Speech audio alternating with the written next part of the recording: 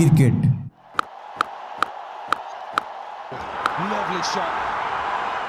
यह दुनिया के लिए एक स्पोर्ट्स है, लेकिन इंडिया के लिए एक रिलीजियस है। परंतु उस दिन एक ऐसी घटना घटी जिसने करोड़ों लोगों को आघात पहुंचाया। जिस वानखेड़े की गूंज पूरी दुनिया सुनती थी, आज उसमें सन्नाटा पसरा था। हर किसी की आंखों में आंसू था, क्योंकि जो हो रहा था वो क्रिकेट की धरती पर पहली बार हो रहा था।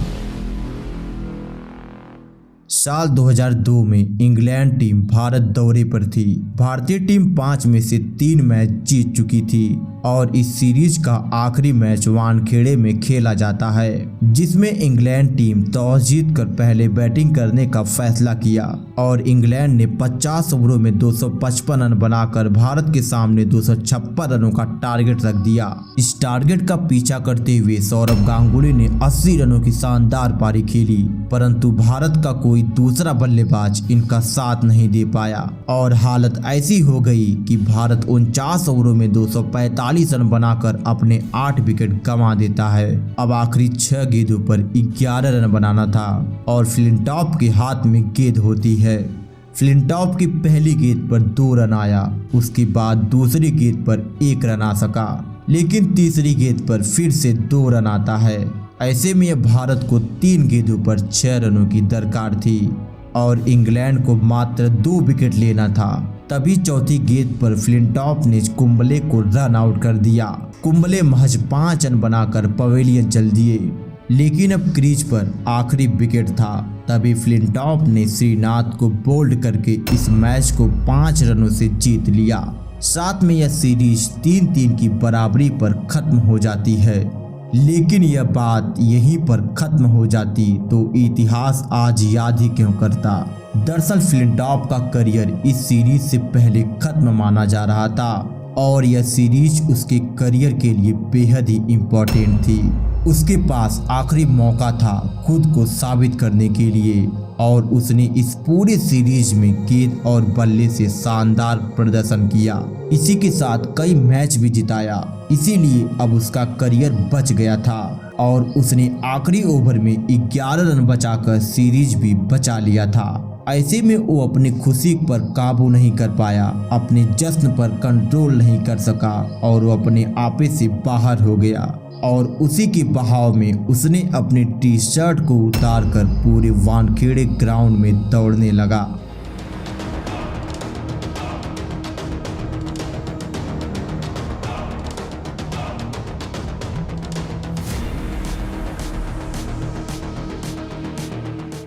जिस दादा की दादागिरी दुनिया ने देखी थी, आज वो अपने घर में ही शर्म से अपना मुंह छुपाता फिर रहा था, क्योंकि ये नंगा नाच किसी से देखा नहीं जा रहा था। वक्त के साथ लोग ये पल, ये जिल्लत भूल जाते हैं, सिवाय एक को छोड़कर। उसने इस पल को अपने दिल में एक छोटी सी जगह दे दिया, बस एक बदले मौके की तलाश में। उसको वो पल अंदर ही अंदर कुरेद रहा था। फिर आज से 6 महीने बाद इंडियन टीम नेटवेस्ट सीरीज के लिए इंग्लैंड की धरती पर कदम रखती है और वक्त की नजाकत देखिए। इस सीरीज का फाइनल मैच भी इंग्लैंड और इंडिया के बीच होना था, साथ में क्रिकेट के मक्का कहे जाने वाला लॉर्ड्स के ऐतिहासिक ग्राउंड पर होना था। और शुरू होती है यहीं से एक बदले की कहानी। दिन 13 जुलाई 2002 सौरव गांगुली और नासिर हुसैन के बीच टॉस होता है। नासिर ने टॉस जीतकर पहले बैटिंग करने का फैसला किया।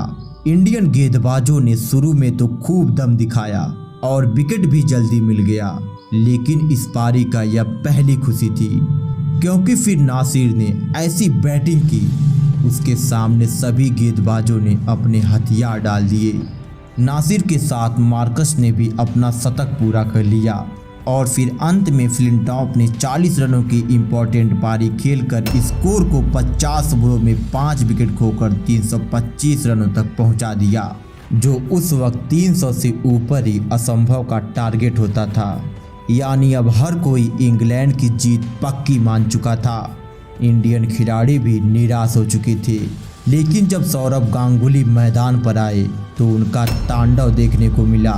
दादा ने सहवाग के साथ मिलकर आक्रमण कर दिया और इनके बेबाक रवैये को देख ऐसा लग रहा था कि ये वनडे नहीं बल्कि T20 खेल रहे हों। और स्कोर को पहले 10 ओवरों में ही 67 रनों तक पहुंचाया। फिर 14 ओवरों तक 100 रनों के पार पहुंच गया। इसमें दादा ने मात्र 35 गेंदों पर 50 पूरा किया था। लेकिन अब टीम इंडिया को 106 के स्कोर पर दादा के रूप में पहला झटका लगता है और यहीं से प्रारंभ हो गया विकेटों का पतन। दादा जब 60 रन बनाकर आउट हुए तो भारत को 207 गेंदों पर 215 रन बनाने थे। लेकिन उसके बाद एक एक कर सभी खिलाड़ी पवेलियन जाने लगे और जब 145 के स्कोर पर सचिन के रूप में 5वां विकेट गिरा तब क्रिकेट फैंस के साथ साथ सौरव गांगुली ने भी हार मान लिया। बड़े से बड़ा दिग्गज खिलाड़ी केवल अपनी हार को निहार रहा था, अपने टीम के बेबसी को देख रहा था। इस फाइनल से पहले सौरव गांगुली सोच रहे थे कि अंग्रेजों को उनके ऐतिहासिक मैदान लॉर्ड्स में हराकर अपने अपमान का बदला लेंगे, लेकिन अब सब कुछ हाथों से फिसलता दिखाई दे रहा था। यानी अब वो बदला केवल एक सपना बनकर रह जाने वाला था। अब बहुत से लोग टीवी बंद करके सब्जी लेने निकल देते हैं। अब मैदान पर युवराज सिंह और मोहम्मद कैफ की जोड़ी मौजूद थी जिससे कुछ खास उम्मीद नहीं थी। दोनों ने पहले पिच पर समय बिताया, उसके बाद पीटना प्रारंभ कर दिया। एक तरफ युवराज का शासन था तो दूसरी तरफ कैफ जीत का ढक्कन धीरे धीरे खोल रहे थे, जिसे देख अंग्रेज भी सोचने पर मजबूर हो गए। सब्जी लेने गए लोग अब वापस घर पर आकर टीवी चालू कर चुके थे। अब युवराज का 50 भी पूरा हो गया। दोनों के बीच 100 रनों की पार्टनरशिप भी पूरी हो चुकी थी।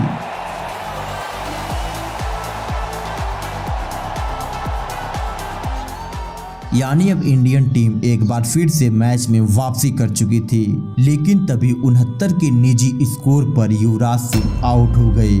युवराज का पैर पवेलियन जाने को तैयार ही नहीं था।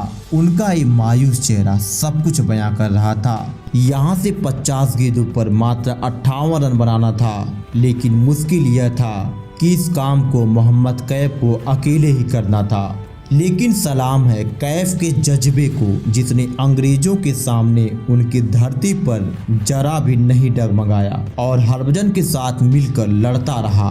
दोनों के बीच 7वें विकेट के लिए 40 रनों की पार्टनरशिप पूरी हो गई, जिसमें मोहम्मद कैफ ने शानदार बल्लेबाजी करी। जहां संभल कर खेलने को देख रहे थे वहीं अब चौके छक्के लगा रहे थे।